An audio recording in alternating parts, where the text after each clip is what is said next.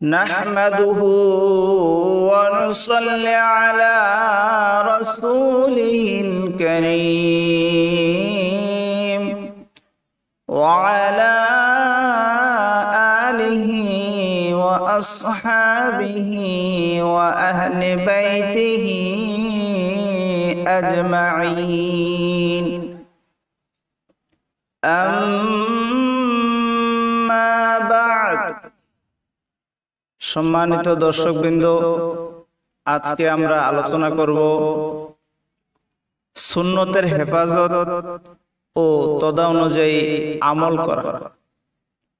আল্লাহ পাক রব্বুল আলামিন কোরআনুল কারীমে সুন্নতের হেফাজত ও তদা অনুযায়ী আমল করা সম্পর্কে ইরশাদ করেন, বিসমিল্লাহির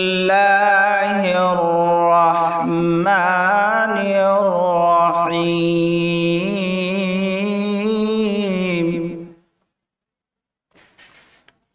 কুল ইন কুনতুম তুহিব্বুনাল্লাহা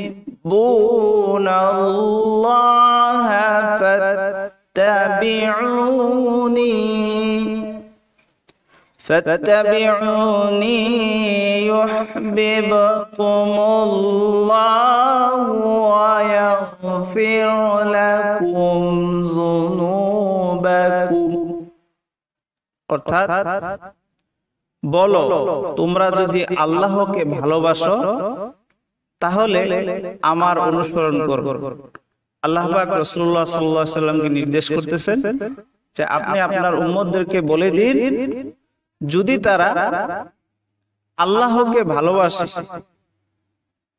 তাহলে আমার অনুসরণ করো। অর্থাৎ তারা যেন আপনার অর্থাৎ রাসূলুল্লাহ সাল্লাল্লাহু আলাইহি ওয়াসাল্লামের অনুসরণ করে, ফলে আল্লাহ তোমাদেরকে ভালোবাসবেন।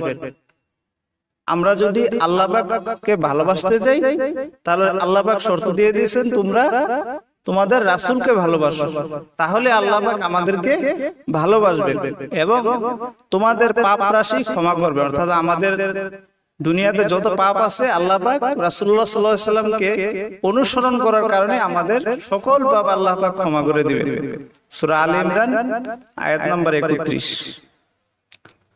হাদিস শরীফে রাসূলুল্লাহ সাল্লাল্লাহু আলাইহি ওয়াসাল্লাম সুন্নতের হেফাজত ও তদা অনুযায়ী আমল সম্পর্কে ইরশাদ করেন, عن أبي هريرة رضي الله تعالى عنه عن النبي صلى الله عليه وسلم قال دعوني ما تركتكم إنما أهلك من كان قبلكم كثرة سوالهم واختلافهم على أنبيائهم فإذا نهيتكم عن شيء فاجتنبوه وإذا أمرتكم بأمر فأتوا منه ما استطعتم متفق عليه।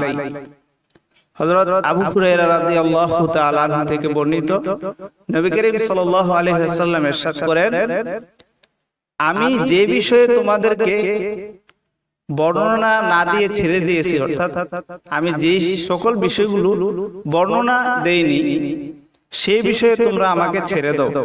অর্থাৎ আমি যে সকল বিষয় তোমাদেরকে ইরশাদ করিনি সেই সকল বিষয় আমাকে ছেড়ে দাও। অর্থাৎ আমাকে এই বিষয়ে আর কোনো প্রশ্ন করো না, কারণ তোমাদের পূর্ববর্তীরা তাদের অধিক প্রশ্ন করা এবং তাদের নবীদের সঙ্গে মতভেদ করার ফলে ধ্বংস হয়ে গেছে।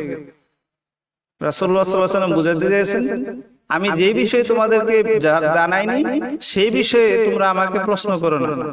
এর কারণ পূর্ববর্তী নবীদের অধিকাংশ উম্মত বেশি প্রশ্ন করা এবং তাদের নবীদের সাথে এই বিষয়ে মতভেদের কারণে তারা ধ্বংস হয়ে গেছে। কাজেই আমি যখন তোমাদেরকে কোনো জিনিস থেকে নিষেধ করব তখন তোমরা তা থেকে দূরে থাকো, আর যখন আমি তোমাদেরকে কোনো কাজের আদেশ দিব তখন তোমরা তার সাধ্য অনুযায়ী পালন করো।